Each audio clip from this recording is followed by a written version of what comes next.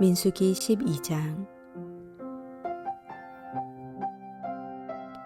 모세가 굿수 여자를 취하였더니 그 굿수 여자를 취하였으므로 미리암과 아론이 모세를 비방하니라.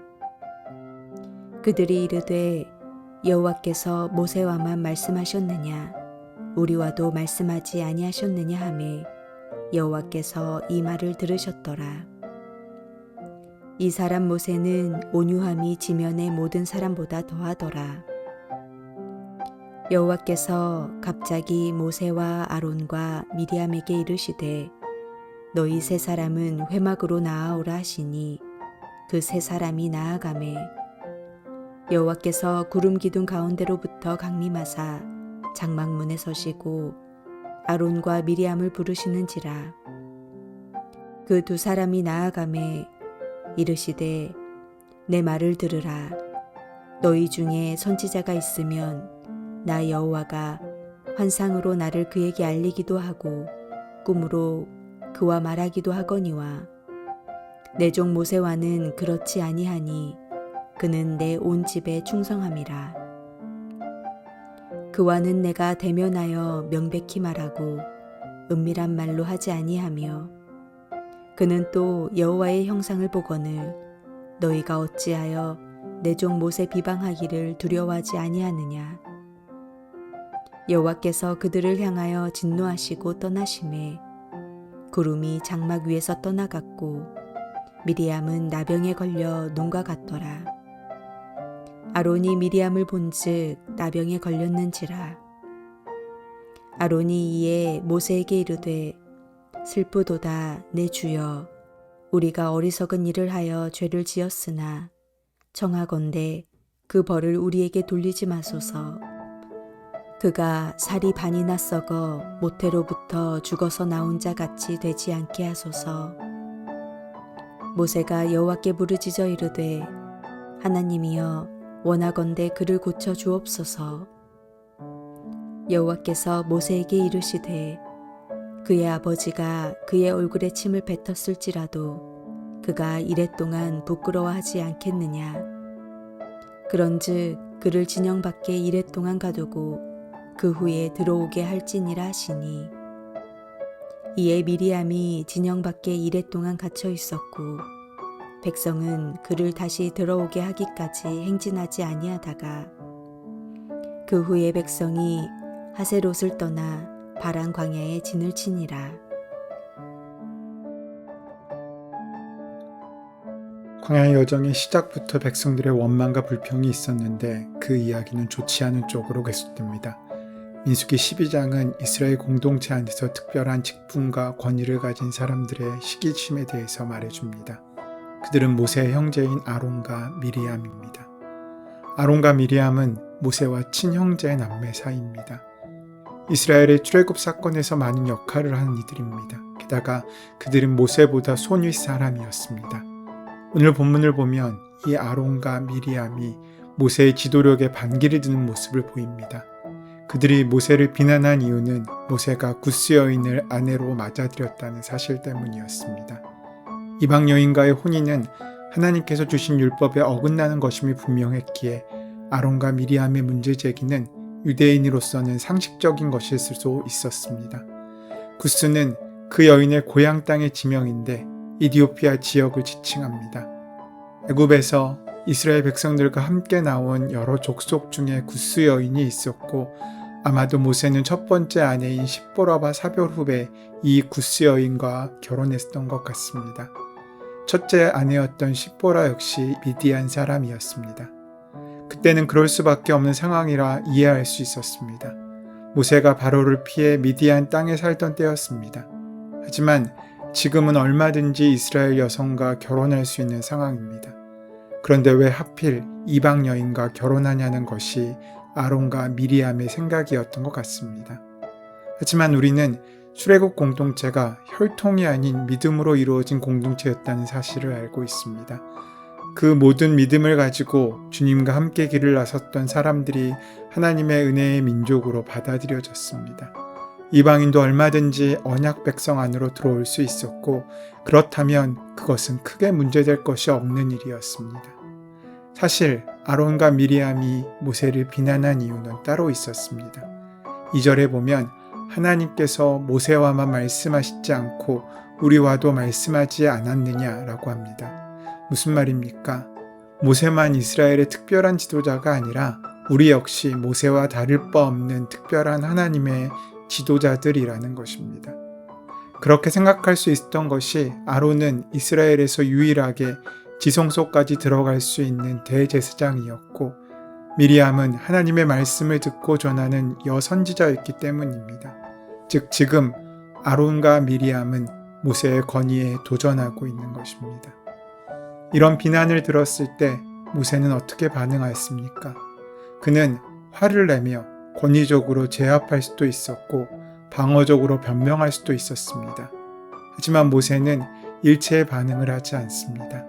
3절 말씀은 이러한 모세의 태도를 온유함이라고 말합니다. 성경이 말하는 온유함이란 단순히 부드럽고 온순한 성품만을 의미하는 것이 아닙니다.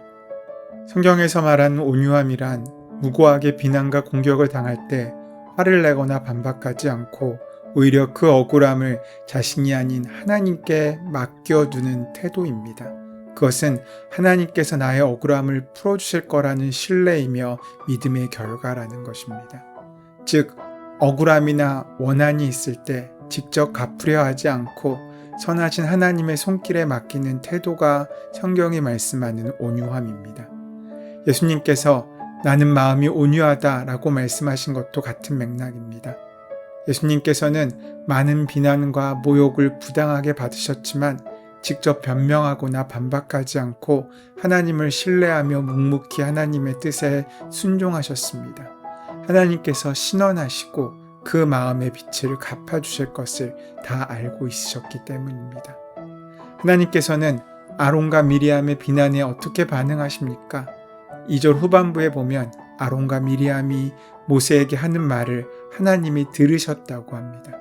이어지는 하나님의 반응을 예상하게 합니다. 4절부터 하나님의 반응이 나오는데 하나님께서 갑자기 모세와 아론과 미리암을 회막으로 부르십니다. 그리고 하나님께서 친히 강림하셔서 아론과 미리암을 불러 책망하십니다. 모세를 비난하며 지도력을 교체하려고 도모했던 아론과 미리암의 행동에 하나님께서는 진노하셨습니다. 그 진노는 예상외로 강했습니다. 이 일로 미리암은 악성 피부병에 걸리고 말았습니다. 악성 피부병은 살이 눈처럼 하얗게 되었다는 것으로 보아 한생병, 우리가 알고 있는 문둥병이라고 추측이 됩니다. 당시 그 병은 끔찍한 병이었습니다.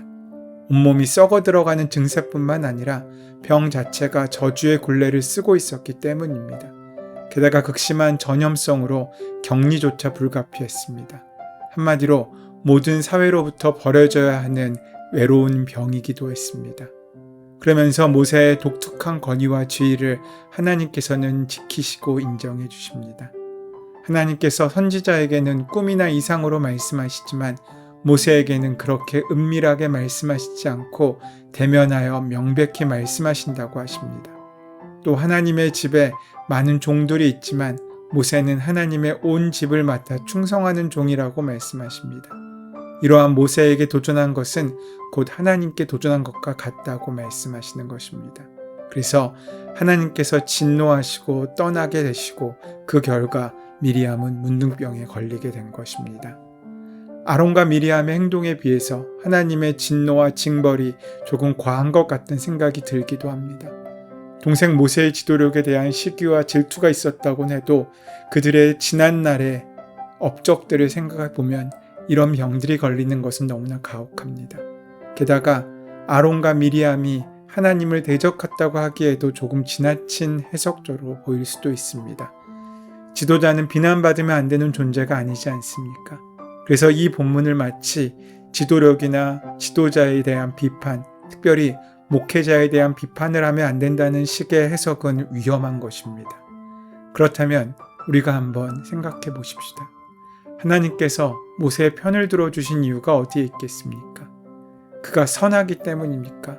그렇다면 우리가 착하고 선하게 산다는 것이 어떤 것입니까?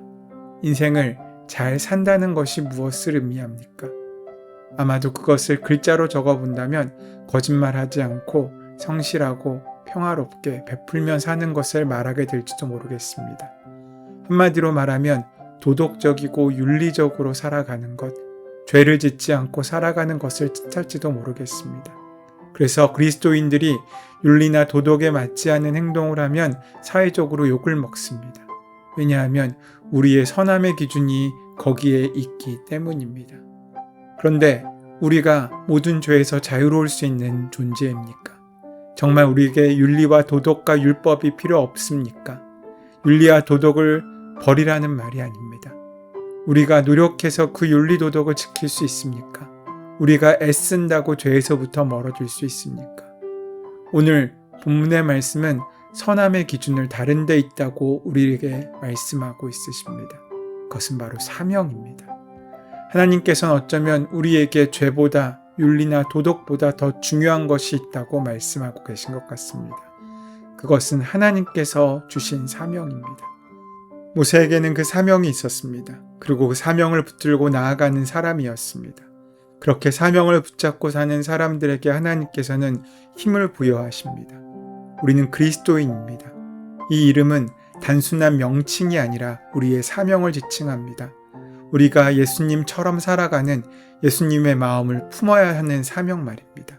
우리가 단순히 선택받아서 하나님의 은혜와 인도하심을 받은 것이 아닙니다.